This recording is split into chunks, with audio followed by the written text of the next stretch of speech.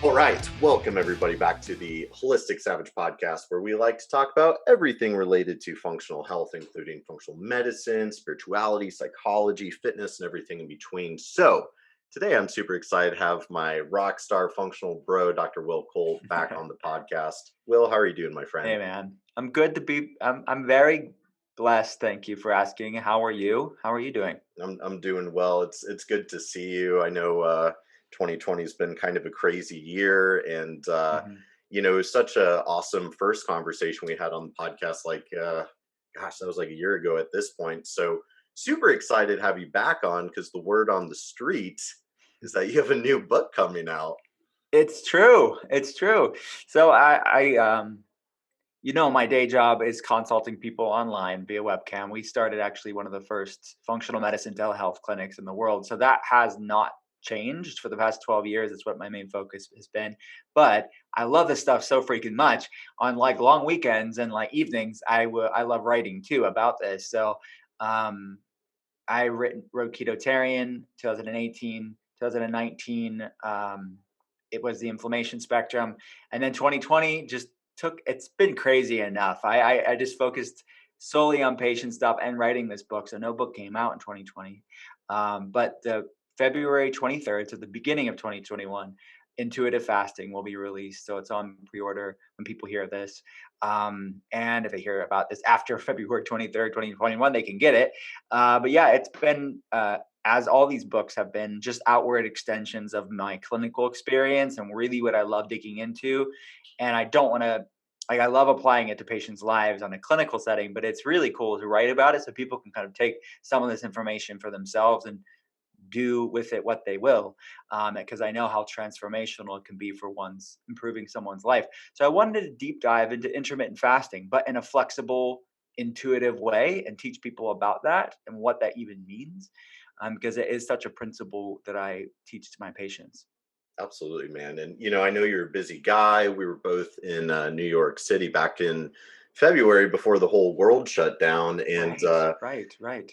I too love writing, and but just seeing everything you're doing, it's like wow, and you're somehow finding the time, making the time to write all these books and whatnot. But I totally agree with what you're saying because obviously, working with clients and patients virtually, which what a year for that. I mean, 2020, it's like if you didn't already have like an online practice in place, everybody trying to make that hard pivot. Mhm. Um, and so, of course, that one-on-one consulting is going to be, one of the most powerful ways to transform your health. But I love what our whole industry is doing with just pouring so much good information out there through, all of our social media platforms. And, a $30 book or something could very well dramatically change somebody's life, or at least be that, first step to kind of educate and empower them so they Mhm. have those tools to Yeah, kind of be their own self healer. So I love it. yeah. Yeah, it's really cool because I am used to managing cases really carefully and walking through it and controlling it, right? But it's quite different when you see somebody on social media, like use a hashtag for the book. And it's like, whoa, like their health has changed so dramatically just with this information and me walking them through exactly how to do these things. It is really cool. It's been a new thing for the past 2 years for me that it's still not, I'm not used to it yet. It's really neat to see people having agency over their health in a different way. Absolutely. My friend Dr. Nicole, friend and client, we just had her on for round two like last week, and we'll air that episode here pretty soon. And she's kind of the queen of the self-healer movement. Or then my other friend, Dr. Adam Miller, we talked about that citizen scientist. And so, ultimately though, either term, either phrase, it's like, well, we're talking about the education empowerment and kind of this mass participation in the collective healing of humanity. And so Yeah. that's really kind of where we're seeing sort of the Yeah. whole health industry go. It's not I'm in control of your health and I tell you what to do. It's no, let me educate and empower you and help guide you to it. So Mhm. with your first book, Ketotarian, and then second book was Inflammation Spectrum. And I love how you break down the diet so simply of how to navigate, what foods might be really pro-inflammatory, and obviously inflammation kind of being the big driver. But I'd love to, as we kind of dive into the subject of fasting, of, why fasting? Why did you feel compelled to write an entire book on Mhm. fasting? Well, it's a principle, a tool that we've used clinically for a long time. It's obviously on having its zeitgeist moment around, it's for the past couple of years it really has, but I think it hasn't even hit its full crescendo. I think the virus probably shifted that conversation a little bit, but fasting is an amazing tool to actually support a healthy immune system, really. So what better time than now to actually support the immune system in a powerful way? So it's a conversation that I had briefly in Ketotarian. I talked about fasting there. I talked it briefly in the inflammation spectrum, but I wanted to have a bigger conversation about how to do it because it's, to me, like when I use the title intuitive fasting, I want people to get to a place of intuitive eating, but it's really hard to do that when there's a lot of imbalance going on. And I think, you can just look outside globally and see that there's a lack of balance going on in the body, going on globally, and we are a part of that nature. I hate to get too. I mean, you like talking about this spiritual stuff too. So, I mean, there is an intrinsic balance. It's like into our universe, like the cosmos is quilted with this duality that's there that humans would have co-evolved with for a long time, but now more than ever we think so divorced from nature that we've lost touch with that sort of primal thing that's encoded in our DNA. So it's, to me, I want people to actually know the still small voice of their intuition, but it's really hard to do that when they're in a state of internal imbalance. Like there's climate change going on globally. I think we've talked about this before. And there's also that internal climate change going on in the form of chronic inflammation. So that is really why I called the book Intuitive Fasting, because it's hard to discern what is intuition and what is imbalance. Like, is it intuition or is it hangriness? Is it intuition or hormone imbalance? Is it intuition or insatiable cravings? Like craving that donut and being a slave to those insatiable cravings is not intuitive eating or intuitive fasting or intuitive just being. So I really wanted people to lean into this book as using this amazing tool of flexible intermittent fasting to gain metabolic flexibility. Mhm. So at that point, metabolic flexibility allows your body to have proper signaling pathways to actually hear what your body loves and what your body hates. So it's just a deeper conversation about that and how to, it's almost like a proverbial yoga class for your metabolism where we're starting with lighter fast, leading into deeper fast, and then back out. So just like at the end of that yoga class, you have that shavasana and you're laying down and relaxing. That's what I want people to have for their metabolism, where they actually have a good workout, so to speak, a good stretching and contracting of the metabolism to gain that flexibility. So it's definitely not your typical intermittent fasting conversation because it's actually quite a deeper spiritual uh, learning about yourself that we're using the tool of fasting to do that. I love that. When I first heard what the title of the book was going to be, I got really excited because, intermittent fasting has obviously gained, a tremendous amount of attention and popularity. And there's all of this really cool research that's come out about it that we're all kind of, staying up to date with. And what I've been saying about fasting for a long time, it's one of those like, hey, like it's an amazing tool, but there's no magic rules to it of like, oh, 16-8 or however it is. And of course, where a lot of, dieters and standard American Gen Pop people kind of go wrong is trying to force things a lot, and that's where it gets into that vicious cycle.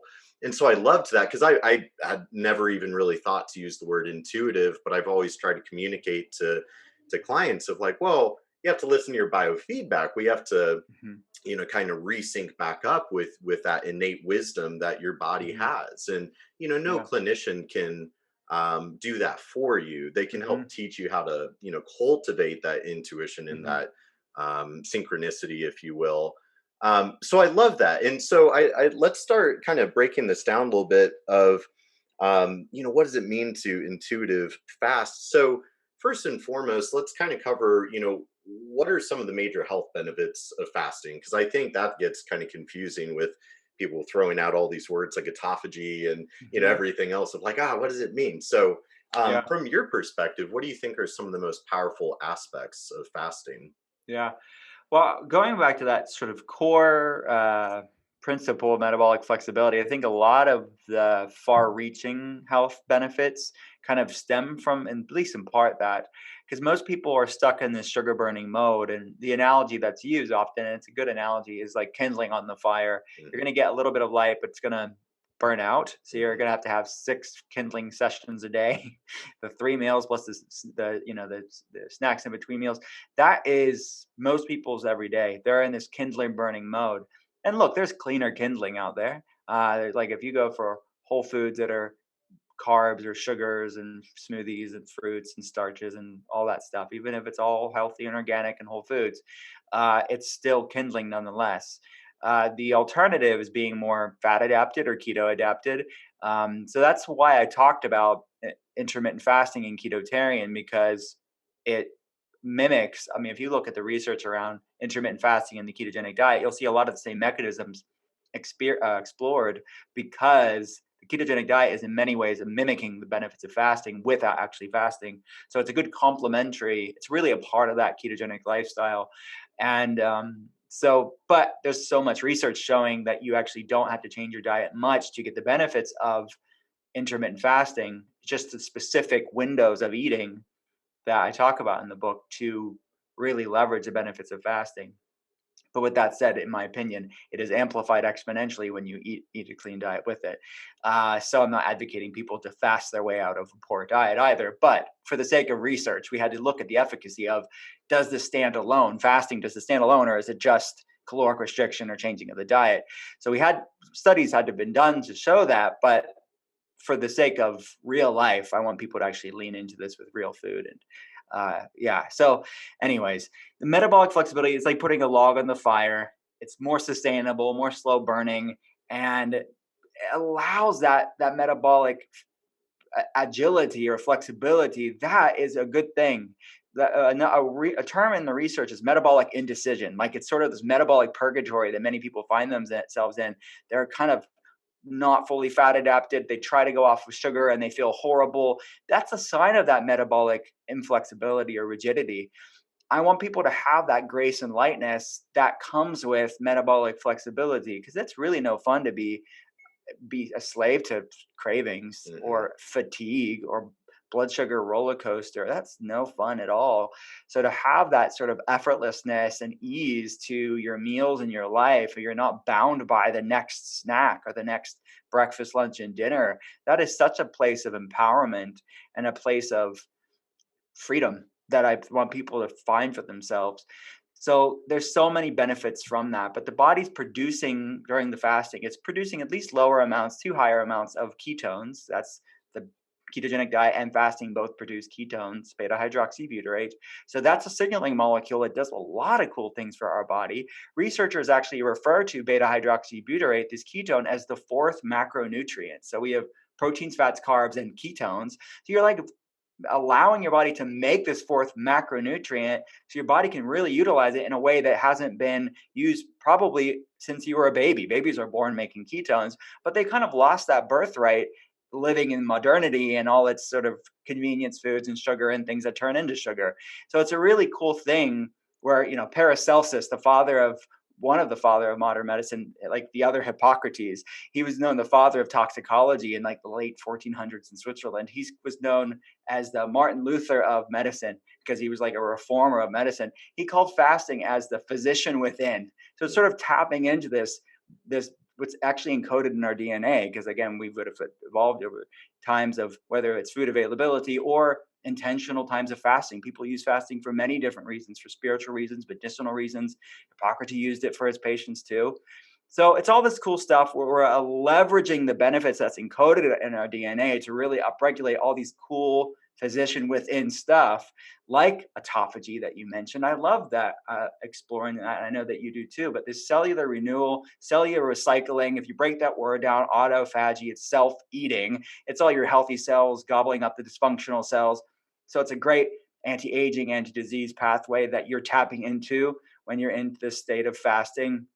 as well as increasing stem cells and mitochondrial biogenesis, actually making new mitochondria, lowering all those neuroinflammatory pathways, systemic inflammatory pathways, increasing antioxidant pathways, increasing BDNF for your brain-derived neurotrophic factor, actually making new neurons.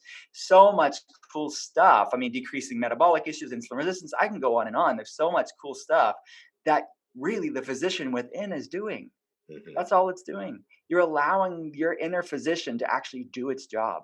So Hmm. that's in a nutshell what it is. Absolutely. I think it was Voltaire that said, the art of medicine is, entertaining the patient while nature, does the work or whatever, something I like that. love that. That's Yeah, so cool. it's so good. I was on Dr. Mindy's podcast recently, and she's really big into fasting with her community, and so we were chatting about that, and I kind of made the joke. I was like, "Yeah, have you heard that new diet where sometimes you just don't eat?" And if you think about it, it is funny just how myopic humans are as a species. We're so myopic. We're so short-sighted. And so what I love about science, especially modern science, is the science just always ends up leading us back to nature, and really what kind of should be common sense, but it's not until we get slapped in the face with that scientific research that then it's like, wait a second, like it's not normal or ideal or natural to eat, three perfect meals per day, let alone the 5 to 6 that we've been promoting in the past 50 years for, bodybuilding or, carb cycling and all of that. So it's amazing how the field of nutrition has evolved really over the past 10 to 20 years. Hmm. I've seen a huge shift just in my 10 years of career so far. Hmm. But it's great. And you mentioned the neurogenesis and BDNF. I was just talking about that in a lecture the other week. Super cool, where I was reading some research on, yeah, so it was like autophagy and BDNF are, the mechanisms involved that are, increasing neurogenesis in times of food scarcity, which it kind of makes sense, right? Like if you were a caveman, I picture Dr. Willcole with a club and, hunting down a caribou or something, and it's like, well, if you're in an energy scarce environment, you're going to need more, mental acuity. You're going to need to be able to form new neural networks to be able to navigate what is a life or death situation. So, it's amazing to see how we don't have to constantly be packing food, down our tubes. Maybe it helps to give that GI tract a break, or maybe it helps to let your body have a chance to spend energy clearing out old cells, like you said. Yeah, no, absolutely. It's like our world on a macro level and a micro level, again, that connection, like as below, so below, and vice versa, that it is the world is in a desperate need for a pause and a stillness.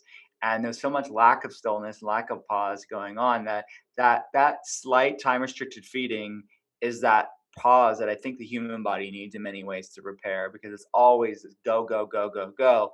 That just for a little bit, let's allow the body to actually have a kind of metaphorical proverbial siesta where we can actually just repair and Mhm. clean house and have like a spring cleaning. But it needs that more than just in springtime. It needs actually pretty regularly to repair and to be optimal. So when you get that metabolic flexibility, you can have a true vantage point of knowing what your body loves and what your body hates. You're not bound by people like us pontificating different things, or what you've heard on a blog, or what you've heard or your family members tell you. You can really have a deep body intuition for yourself, because that's the heart of functional medicine. It's bio individuality. Mhm. And if I hung my hat on one way of doing things for everybody, I'd be proven wrong all day long. So yes, there's the science and the art of what we do, this duality of what we do in functional medicine. But the reality is that that we have to learn the art side of things as clinicians, as Mhm. practitioners, to say, okay, let's not just look at what's appropriate on paper and what do the labs say, or what's our education and training tell us, but how do we really hear that space in between the words of what our patients' lives are telling us. Their Mhm. patients' lives tell us a lot without them even knowing how to even verbalize it. And I want people to also learn that for themselves. And that also that science and art for themselves. And that's a good thing. Like you said, it's just allowing them to, it's empowering them with this information and allowing nature to do what it does. Absolutely. In today's, the age of data, the age of technology, and people are so overwhelmed and so confused. And so I love kind of the trend I'm seeing in our industry of it is a little bit of an unlearning process of, yes, I mean, there's a lot of cool stuff that we're learning about and new therapeutics and clinical strategies or whatnot, but without those fundamentals in place, it really doesn't get you too far. And so, I think it's important for people rather than getting, caught down the rabbit hole of any of these cool subjects that we love talking about in our space, but rather like look at what the similarities are of what all the experts are preaching is like these are the fundamentals, that whole food diet and the rest and the fasting. So I'd love to hear maybe you can tease us a little bit about sort of the flow of the book, almost like the outline and the flow, because I'm sure it's going to be a literary journey per usual. Thank you. Yeah, so I start the book off with really giving people the context and the ethos of why we're doing what we're doing. This is not like a stale book. I really want people to discover themselves in a really deep way. So it starts off with an intro that I'm really, really excited for people to read. But from there, we're kind of learning about metabolic flexibility, learning about the science of fasting, where it came from, the origins of it, sort of the science and the spirituality of fasting, and then also the current research that like science is catching up with that antiquity that humans would have done it out of necessity or intentionally used fasting for a long time. And again, most of our genetics, 99% of our genetics haven't changed in 10,000 years. So we are understanding this genetic epigenetic mismatch, this evolutionary mismatch is really at the heart of researchers explaining as at least a component, if not the entirety, of why we're seeing the epidemic rise of chronic health problems, metabolic issues, and autoimmune conditions. And I would say mental health issues too. So it's really understanding that. And look, this is a way, using fasting as a way to decrease that ever growing chasm between genetics and epigenetics so we can be more in alignment with what our bodies would have evolved with and adapted with of what our very being, our very physical being. So, that's really what where the book kind of digs into. But the intuitive fasting plan, it's a 4-week flexible fasting plan that you can do as many cycles as you need to. I mean, you and I know this, that metabolic flexibility, depending on where you're starting from, isn't going to be entirely achieved in 4 weeks. But there are 4-week cycles. You can check in with your body and say, okay, how far am I into this?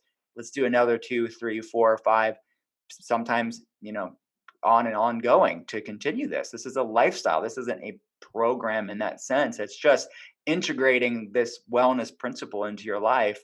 But I think 4-week increments are nice because you can actually reevaluate and learn about your body, see if you need to adjust anything, but still give you enough of a consistency over 4 weeks to stick with something. And so there's a week 1 is the body reset week. So it's a lighter fast. And we dig a bit deeper into a metabolic recharge fast. Week 3 is the deeper fast. It's a cellular renewal fast. That's when we're getting into autophagy and stem cell activation and longevity benefits and mitochondrial benefits. And then let me just say this: week 3, that cellular renewal, it's a almost OMAD approach. So it's a 1 meal a day, almost ish. That's a 22 to 2 fasting to eating window. And we're doing that every other day. And then we're doing a clean ketogenic diet on the odd day because it's mimicking the same benefits of fasting, but it's getting the caloric intake in a wider window, so you're not too restrictive. And then week 4, we're in a hormonal rebalancing week. So we've loosened back into a 12-12 fast where it's basically very easy, 7 a.m. to 7 p.m. or 8 a.m. to 8 p.m. fasting to eating window. And you can do more clean carb cycling those days. So you and I both know, I think there's a time and place for burning that log on the fire or ketones or burning fat for fuel. But then there's a time and place for burning kindling on the fire too. And that is good for many women. It's good for people stuck at plateaus. It's good just from a personal preference and like food variety standpoint and gut microbiome diversity standpoint. So we're increasing clean carbs strategically throughout the week on that 4th week to build up glycogen production and also just to help with progesterone function, thyroid conversion, all that stuff that balance. It's really about a balance. And I think that there's a time and place for logs and kindling. and it's not a one or the other. And I think that both sides can be so tribal with like ketosis all the way or ketosis is bad for people. It's like, well, the truth is oftentimes somewhere in the middle. And that's what I'm showing of this 4 weeks. Yeah, they're both right in context. So let's kind of dig into these amazing tools that make sense. And context matters. And that's definitely the 4 weeks. What I'm teaching people is how to use all of these things. It's not so absolute all the time. Super cool. That's honestly, that's super badass because, I love how, you have kind of, I almost picture it like fasting boot camp or something. But you described it perfectly, the analogy earlier of like a workout, right? If it's like the couch to 5K. If you've been Yeah. super sedentary, you probably don't want to just like jump into like a super hard CrossFit workout. You're going to get wrecked. Hmm. So similarly, fasting is one of those, it's a tool, it's a lifestyle, something that you have to condition your metabolism for. And so if you don't have that, you have that metabolic rigidity and you're trying to develop that flexibility, you have to create these workouts. And I've Hmm. never thought to kind of create like a, structured week by week system. But what I've always just tried to help people with is like back in the day when I was doing a lot more coaching, of kind of, all right, well, maybe we do have them logging food. Logging food can be a Hmm. helpful way to learn about nutrition when you're first getting started. But I always would think like, okay, so if we want to look at the macros and the food log, that's cool, and that's kind of like one training wheel on the bicycle. But then the other training wheel is kind of that biofeedback. So I'd have a Yeah. monitor like their hunger, their energy, their cravings, their mood, throughout the day, pre and post meals, because I think it's important to, there's all those variables of, we don't Hmm. want to malnourish you. We don't want to starve you too long. But at the same time, we do want to tap into those deeper benefits. And so Yeah. it is. I'm super excited to try your 4 week regimen myself to see like where is my metabolic flexibility. So Yeah. do you have them? Is there like a almost like a journal kind of companion guide or something that you instruct them to Yeah. follow? Yeah, the book's quite almost it kind of walks them through it. So yeah, they could definitely journal their foods and how they feel. And one way that we do that in the book is there's a quiz before and after the 4 weeks so they can kind of check in with themselves and they can grade themselves on their sort of how metabolically flexible are you at the beginning versus the end to sort of subjectively quantify their metabolic flexibility improvements over 4 weeks. And then as they do cycles of the 4 weeks, they'll see their score improve. They'll Mhm. become more metabolically flexible. So we're leveraging the benefits of this fasting that's flexible with a ketotarian diet, which has some flexible options in there too. But it's using that as a baseline because it is mimicking a lot of the same benefits of fasting. So when you are breaking your fast, you're still actually leveraging, leaning into those fasting too. You're not necessarily throwing yourself out of ketosis, but it's strategically. So we're bringing in more clean carb cycling appropriately based on the week. And then we have a ketotarian is pescatarian, vegetarian, and vegan keto options. But I also added like a flexible like option too with some grass-fed beef in there too. So it's not super plant-based like, or it doesn't have to be super plant-based like ketotarian was. So I wanted people to really just learn about the fasting, but I think these food principles don't go away. And I think I Mhm. really want people to amplify the benefits of the fast. So I teach how to do that. But look, I also show the studies in the book that says, look, you don't not necessarily have to even change your diet that much to seek some cool benefits. But I don't want people to fast their way out of a really nutrient less diet.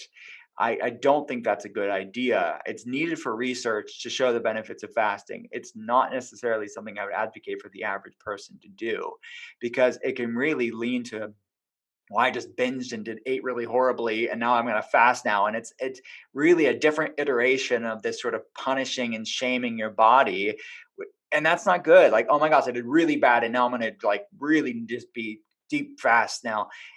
Once in a while, we're all human, and that can happen. But I think it can mess a lot of times people's relationship with food and their bodies up majorly. And I don't want disordered eating disguised as a wellness practice. And I Mhm. think that people can have that orthorexia or anorexia, like binging and bulimia, like binging, purging.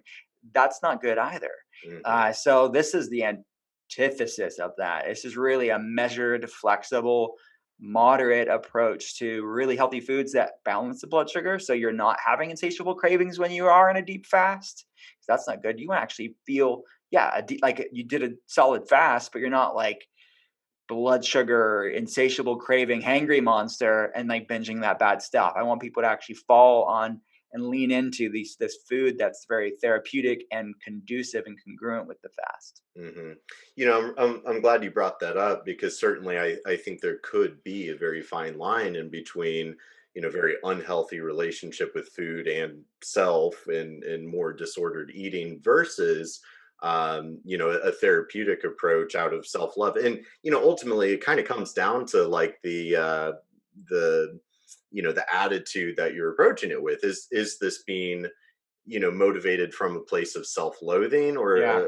a place of self-love? Because Yeah. certainly, I remember back in the day, early beginning my career, I was big into bodybuilding at the time, which ironically, becoming a health professional and doing bodybuilding made my health habits way worse. Made me super neurotic and orthorexic. I used to be that guy that measured every gram of food on my scale Yeah. and whatnot. And yeah, there was a lot of binging and whatnot.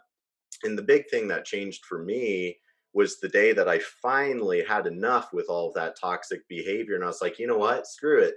I'm going to simplify and go back to, nothing but real food from the earth. I eat whatever I want, whenever I want it, just those bare minimum rules. And it forces you to become a little bit more in tune because, Yeah. that is the risk of you push it too far and you're cracking the whip on yourself. But then, yeah, if you just binge on a bunch of, junk food, it kind of just totally dismantles the whole purpose of what we're trying to do. So I Mhm. think it's really cool too, of now with your third book, like you've really now built a series of books that I think if you follow those kind of in order of, building that foundation of the healthy diet with Ketotarian, being able to identify your trigger foods and inflammatory foods through Mhm. inflammation spectrum, whereas then, intuitive fasting is almost like that mecca, that ultimate of like the higher skill level to be able Mhm. to live that lifestyle. Would you say? Yeah, that's a great way of putting it. And I've thought of that myself too. I think that I didn't plan it that way, but like the keto, I talked about the concept of inflammation spectrum actually in Ketotarian because beta hydroxybutyrate lowers inflammation. So then in the second book, I'm allowed to have a deeper conversation about that, and I talk about fasting, both of them. So it is definitely almost like a deeper dive into these concepts, and yeah, they all complement each other, and depending on people are at on their wellness journey, they may resonate one more than the other, and that's fine. But yeah, it's definitely something that starting off with the basics is definitely a good starting point. And I mentioned that in the book. Like if they want to keep it simple, and even maybe in the body reset week, week one, when they're doing like a light fast, maybe they need to stay in that week for another week. Maybe they need to stay in that for 2 or 3 weeks. You can repeat that week, and it's okay. I'd rather you get the basics done first versus feeling rushed. So this can be self-paced, and take as much time as you want, because you and I both want the same thing for people. It's like this is not like a fad crash thing. This is like this. You're in this for the long haul, and we're integrating wellness into your life. So sometimes that body reset week turns into a body reset month for some people. Not that they couldn't lean into more, but it's easier, even if you're leaning into it slower than you think you should, you're still leaning into it. So I think that that's okay. And where I realize that just like I meet with patients at different points of their journey, the reader is going to be at different points of their journey compared to the next person. And I say that throughout the book, like, don't be too hard on yourself. Like, go back and repeat that week, not out of failure, but because you may need more time there. Your metabolism may need more time there before you lean into those deeper fasts. And that's okay. Like, the foundationals are sometimes not given the respect that they deserve, but they're called foundationals for a reason because things fall over without a firm foundation. And that's certainly a paramount here. Absolutely. Well, and so I'm going to take a wild stab, and I'm guessing that your 4 week program in the book, I'm guessing you probably developed that from working with one-on-one clients. And so is this like a program or kind of method that you developed through using with some of your clients or patients? And I'd be curious of when you are working with somebody one-on-one, how do you kind of determine if like, hey, we should go this route, or like you're not quite ready for that, or if there's different demographics that you think might be better suited to Yeah. jump in. Yeah. Everything in the book are iterations of what I use in with patients. So none of it's like untested. Yeah. It's all like clinically experience tested, but also I'm backing it up with research too. So, but it's when you write a book, you have to codify it in the sense of, okay, I'm not going to be there walking someone through this. So I wanted it to be legit on its own without me hand holding it. Hmm. Hmm. So um, it is a lot more specific Hmm. for people. When you're talking to someone via webcam, you can adjust things in real time and you're talking to them, you understand their case better and evolve it, you know that. So it's like, but for a reader of the book, that's not the case. So the actual like weeks, they're all things separately that I use for patients. But I really worked on the book as a whole to have it make sense if I'm not there walking them through it. So I was actually if you want to get real personal here, I was actually in the bathtub uh thinking about like what makes sense, like how do I verbalize this, how do I like have it make sense for the person, and it kind of just dawned on me like how what each type of fast, there's research around it. So this whole concept of like reset, recharge, renew, rebalance, those 4 weeks, uh wasn't just because they all started with the prefix re. It was like because they actually that's what they were doing, and that's what I want patients to do, and that's what I want the reader to learn from themselves too. So it kind of all like I just again I love writing, so it kind of all made sense and fell into line that it wasn't just it really didn't just make sense, but on a clinical level, but it's going to make sense from a reader standpoint too. Hmm. Hmm. Absolutely. So certainly, And I love my baths, by the way, too. So. yeah, I was gonna say, I'm pretty sure all the listeners are gonna get all hot and bothered picturing Dr. Will Cole in the bathtub writing his books. Yeah, I like taking showers before I like, clean off because I want to like, you know what I mean. Right, But right. like then like baths, like self care is like a good important thing. It's not just I practice what I teach for sure. Oh, absolutely. You have to. You have to. Well, so I'm curious then on that note too of what does Dr. Will Cole's fasting regimen look like? Obviously, you have a lot more metabolic flexibility, so it's Mhm. probably not going to be applicable to every listener. But I'd be curious what your fasting routine looks like. I love that. So I have done all of these fasts and I've done these cycles for myself too, in writing the book and just testing out the flow of it all. And like, is it easy to understand? So I've done these, but my go-to fastings, and I mentioned this in the book, like today I'm doing an OMAD because like I'm doing 22 to 2 fasting in the eating the window, fasting to eating window. And but a lot of my team is doing it this week with me too. So I'll do that intermittently, probably once a month. I am just like in the book. I'm doing a nomad like once a month, and I am, or what I should say, 1 week a month, not just once a month, but 1 week out of the month, I'm doing an OMAD, just like week 3 in intuitive fasting. But my go-to fast is about an 18-hour fast, which is a 12 to 6 eating window. I'll typically will fast until lunchtime. I'll eat between noon and 6. I'm not super like obsessive about that. If it's like 6:30 or 7, if I get home later, that's totally fine too. But it's around a 17 to 18-hour fast. That's typically Monday through Thursday every day.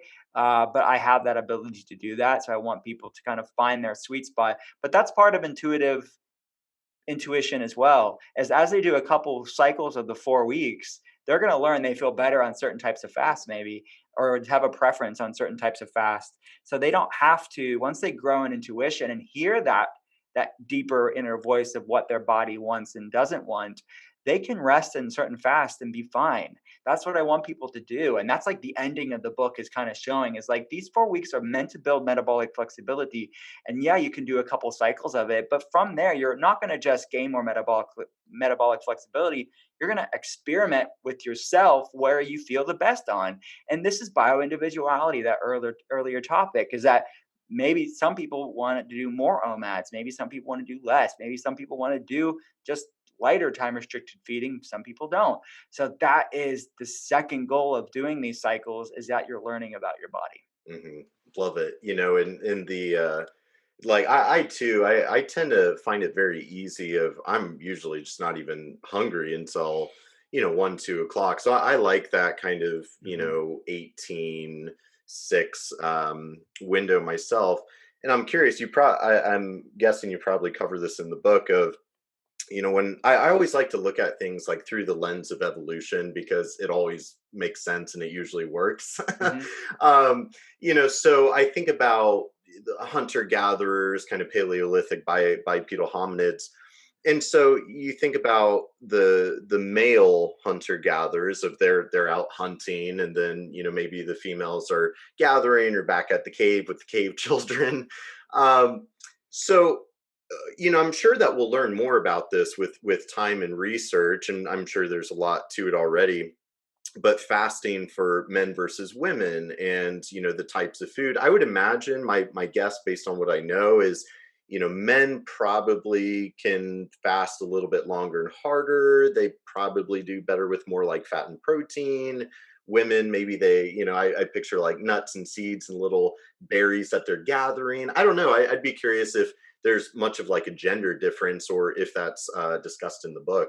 It is discussed in the book, absolutely, because there is differences of fasting, and that's something that I point out and many women point out too. A lot of the research has been done on men, not on women. And we know women have obviously very different variables to consider when it comes to even just something as obscure as higher kisspeptin levels, which is the signaling molecule that makes them more sensitive to caloric restriction. So deeper fast longer doesn't necessarily work for women. It could throw off her cycle. And then she has the whole complexity of a menstrual cycle to consider if she's still cycling. So looking at progesterone and estrogen and the dance of that throughout the month, the symphony of that throughout the month, those are three things that really need to be taken into consideration. And that's why we're doing the clean carb cycling, because you're mitigating those persistently long times of ketosis. You're mitigating that and you're still leveraging the benefits of it too. So that's really important. That's the kindling log flexibility that I want people to realize. And I have this conversation in the book to the readers. We have it together. Is that there are some people that have more weight to lose or more insulin resistance, or maybe a guy's reading it, they can do less clean carb cycling and they're probably going to get better benefits when they do that, at least at the beginning, the first couple of cycles. But even them later on, it's about balance, and you want to stay metabolically flexible and not always be in ketosis forever and ever, barring a few exceptions, obviously neurological issues, severe insulin resistance, those type of things. Of course, we talk about that. But most people do better with a cyclical Ketotarian approach paired with cyclical food window variability. So you're not always doing the same thing. And that's a really good thing where they say, variety is the spice of life. That's true when it comes to macronutrient variability and eating windows too. So it doesn't always have to be the same thing every time. And that's back to my earlier statement of like fasting's bad for women.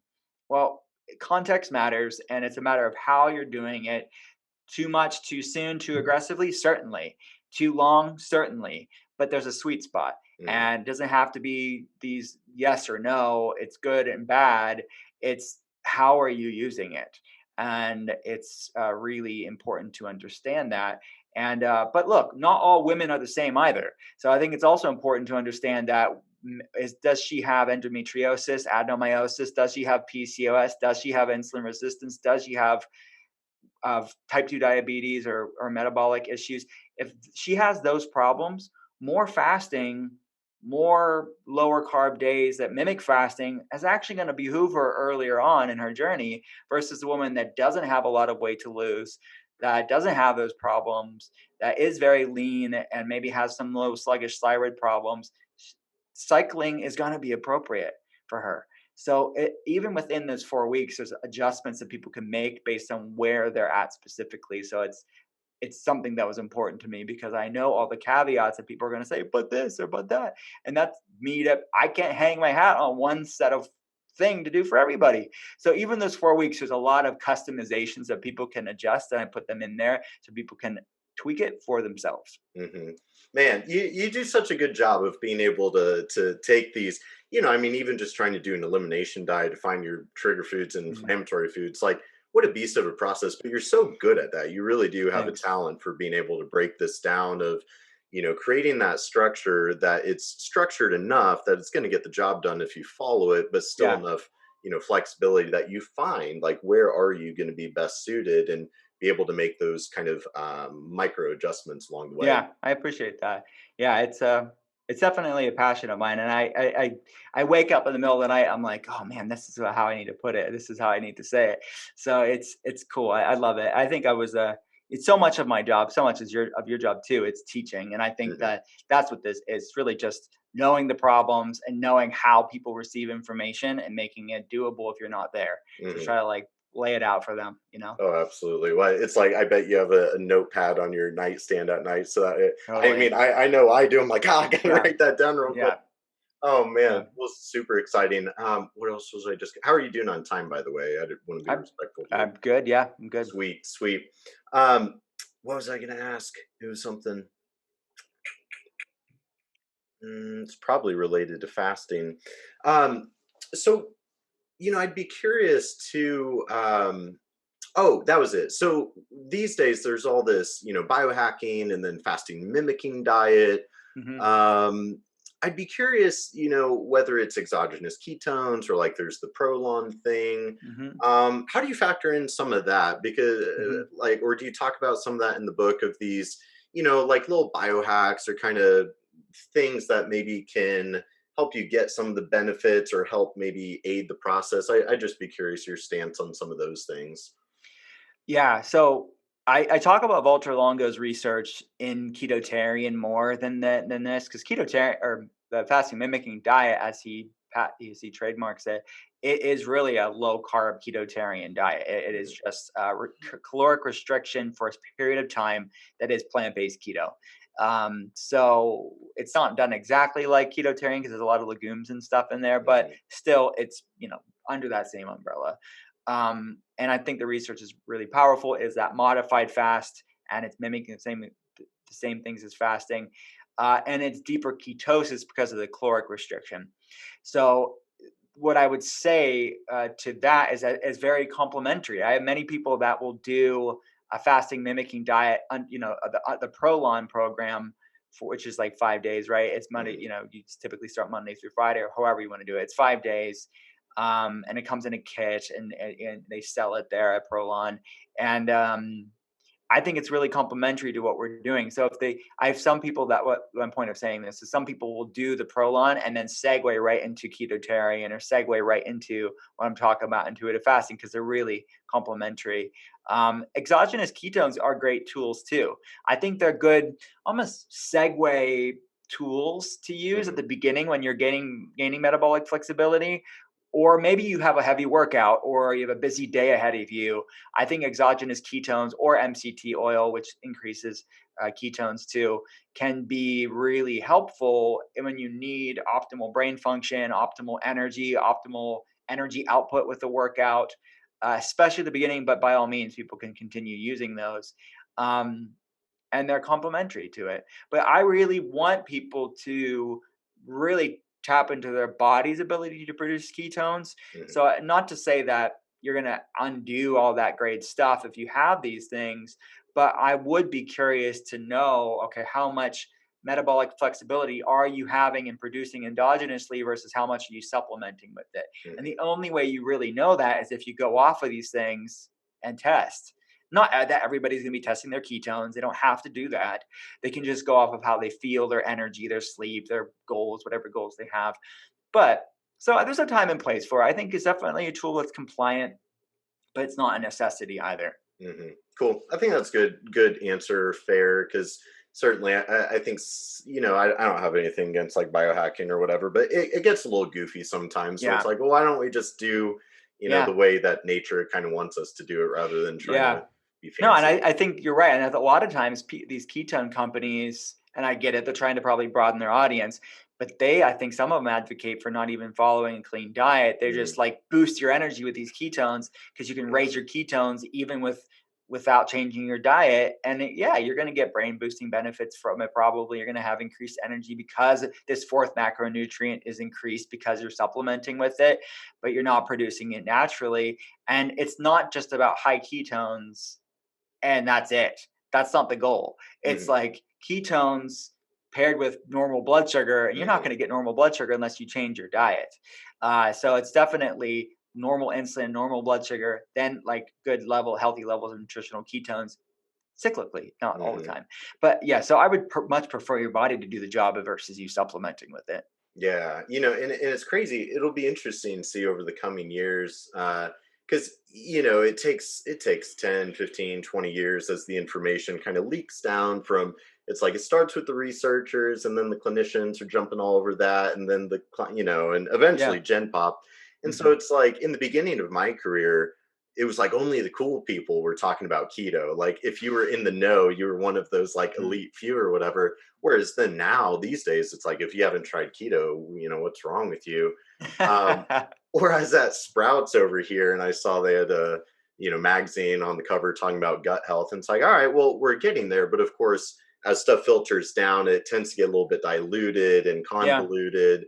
So it'll be interesting to see how fasting kind of gets brought into mainstream because you can imagine how with a not as educated or precise approach, I mean, it could just be a total rolling dumpster fire pretty quickly, Hmm.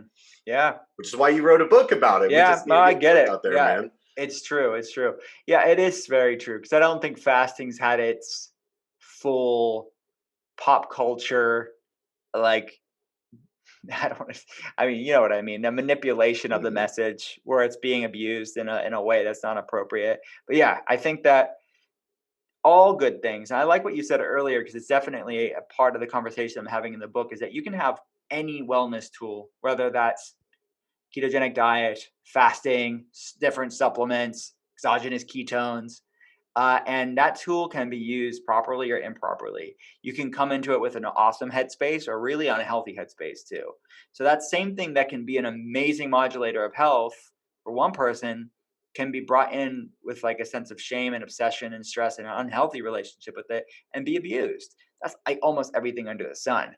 So we are obviously only advocating for people to use these things in appropriate ways and in context to actually benefit their life. They feel better, not worse from Hmm. these things. So that's what this is about. So I just, yeah, but I'm sure there'll be articles. Yeah. I mean, can you remember like a year or two ago, 2 years ago, the amount of the keto craziness, like they were just like they would write the craziest things about the ketogenic diet because it just was so got out of hand, but it was good clicks for traffic. Yeah. Such is the way. But Yeah. I like how we started the conversation kind of touching on the spirituality side because, of course, fasting has been a major religious practice around the world for ever. Hmm. Um, and I think that's pretty. I'd be curious if you discuss some of that in the book too, because I think there is something about fasting and that discipline of like rather than just feeding that like for example we see that dopamine associated with that instant gratification versus delayed gratification kind of enhances the serotonin response. And you look at 1 in 5 Americans on antidepressants and suicide being a top 10 killer of Americans in the mental health crisis, which is kind of the focal point of my work. um, there's something very like spiritually connecting about fasting. I mean, I Yeah. remember like back in my wrestling days and cutting weight or bodybuilding days and shrinking down, you do feel more connected, source, God, Hmm. universe. So I'd be curious, do you weave some of that into the book Oh at yeah. all? And yeah. Yeah. Oh yeah. I I do. And I keep it like super self-help just on a surface level for some people. We go deeper for people that are open to it. So they can use it as a form of prayer and meditation. They can just use it as a time of journaling. They can use it as a time to write their to-do list to get outside of themselves. They can use it forest bathing, like get out in nature and meditate while they're out there. There's so many ways, but what I call them in the book are metaphysical meals. So Mm, basically, instead of like having your breakfast, lunch, and dinner, if you're doing a deeper fast, like go towards one of these acts of stillness to satiate your soul during that time too. Because as your dependence on physical things diminishes, the spirit gets lighter and more loud. It's more clear, and that's your intuition. So I think that absolutely, I want people to leverage that time of stillness to actually heal things that need to be healed, not just on a physical level. So yeah, it's definitely an important part, and people will learn about that too. metaphysical meals. You're such a spiritual gangster, man. I love it. A while back I saw you had posted on Instagram or something about Shinrin Yoku, and I was like, I knew I loved this guy. Like, want to go Shinrin Yoku, bro? It's like, I posted about it a couple times, but I did an Instagram reel with Shinrin Yoku forest bathing, and some of the people in the comments were like, "Just call it hiking, man! Like, this is what you give wellness a bad name." I'm like, well, actually, this is not the same as hiking. This is actually using meditation during that time, and that's part of our problem in culture, that we somehow think that, well, first of all, it's just a Japanese translation. That's how they translate it. And I think it's quite descriptive. Forest bathing. It's Mm, actually quite much an immersive meditative experience, not just running through the woods to get your cardio in. It is actually a spiritual practice as well. So I think it's actually quite descriptive with the translation. But Americans can be somehow offended by the stillness sometimes. oh, they can be offended by anything. Yeah, My it's a forte. that I mean, that's a whole other tangent with just the victim mentality in our nation, unfortunately, and that's where I hope that the events of 2020 evoke a massive awakening for our population, because I mean, it to me, to people like you and I think it's very clear. The functional, holistic Zen. I mean, this is the way. It's the only way. It's the way that we have lost. We lost our way, and we Yeah. have to unlearn and relearn that way. And I love like the teachings of Alan Watts, and I go for my nature walk, my walking meditation, Shinrin Yoku time every afternoon to kind of unplug from the matrix that is our virtual business life. But I have to stop. Like, I got to stop myself halfway through the walk in the woods and find that stillness, right? And how many people um, are good at that, being able to stop and come to a place of stillness. So I think fasting, breath work, time in nature, and hell, I mean, even psychedelics can be a very powerful tool to help with that connection to the psyche, which means soul, right? Mhm. So I love the way, and I think that's why we get along so well. The way that you are really weaving the scientific, the clinical, but with the innate wisdom, with the Mhm. spirituality, because they go hand in hand. They really are one and the same when you get down to it. Yeah, so totally. And people need to see it. It's not science versus spirit. It's really part of the same thing, just different ways of explaining it, different ways of understanding it. And in many ways, science catches up with that Hmm. in many ways. So humans would have done things for thousands of years. They didn't know the mechanisms, they Yep. didn't have double blind, placebo controlled trials to know why they were doing the things they do. But we confirm things. And there's a lot of other crazy things that humans did that weren't good either. But if it's in alignment with what's actually bettering your life, and we can show that with science, that's the best of both worlds. The way I like to pose it is spirituality is really the intuitive pursuit of truth versus science is kind of the objective pursuit of truth. But either way, it's Mhm. still truth that we're going after there. So I think that's Absolutely. awesome. So as we start wrapping up, man, where can I and everybody else, where can we get this book? Yeah, so it's on pre-order whenever people hear this. If they're hearing it after February 23rd, 2021, it'll be out. But it can go on drwillcole.com. I'll have all the links on the site. But Amazon, Barnes& and Noble, Target, go like support your independent bookstores. So any place like that, they can get intuitive fasting. Perfect. So we're gonna to everybody. Well, I guess when they hear me saying this, they'll be listening to it. But we're gonna get this episode out in February to coincide with that. I can't wait to grab my copy. And the day that we do get to hang out in person, I'm gonna make you sign it, and we're gonna take a picture and have a bro Yes. moment. I should get like do you have one of these T-shirts yet, I man? I know I need one. I would love God. it. All right, all right. So I'm gonna get you a T-shirt, and then you're gonna sign a book for me. Yes, I Maybe will get wear like it. I Shinra and will wear Yoku it. on Yes, yes. it. Anytime, anytime. Thanks. Cool, man. Well, so before I let you go, what's on the radar for 2021? I mean, you're going to be launching a big book. Are there any Yeah. big events or projects going on? Launching the book, and I'm actually launching a podcast, so we'll have to have you on, of course. Cool, man. I launching that in January too. It's called The Art of Being Well, and um, yeah, I think that mainly, I mean, it's patients primarily. So Monday through the end of the week, 8 a.m. to 6 p.m. That's what I'm doing. But like I block it's like pockets of time where I get to talk to awesome people like yourself, or talk to people on the podcast. So I'll pepper that throughout the week. But it's mainly patient stuff. So basically, you think people can keep up with what I'm doing at drwillcole.com, on Instagram at drwillcole, all that stuff. If anything changes, but at this point, it's only book, podcast, patients, not in that Very order, good. but Absolutely.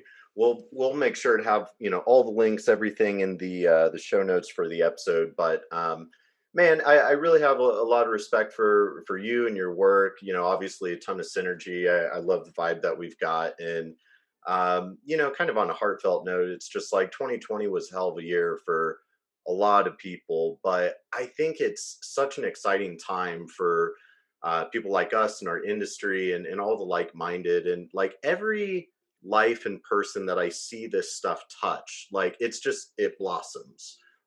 So I think we're at this moment, this very pivotal moment in human mankind history, um, where it's we have to opt in to participate in the collective healing of humanity. And so I'm just so grateful for people like you, and I know that's like together and all of our other yeah. functional friends, like we can really do something good. And I think the next 10 years could be a massive shift in human Yeah, consciousness on Earth. totally agree with you. I feel the same way about you. I really do. And it goes back to that spiritual principle. I think the greater the darkness, the greater potential for light. And I think that's really what this is. This is creating a vacuum for some awesome things to fill it up with. Yeah, very well said. Very well said. So, on that note, I'll let you get back to your patient load and everything. But hey, man, it's so great to be connected to you. I love the opportunity to hang out. So, can't wait to release this episode and read your book. And I can't wait for when conferences and travel happens again, so that way we can hang out in person, my friend. Yes, likewise. Likewise. Thank you. All right, man. Well, enjoy the rest of your day. I'm sure we'll talk soon.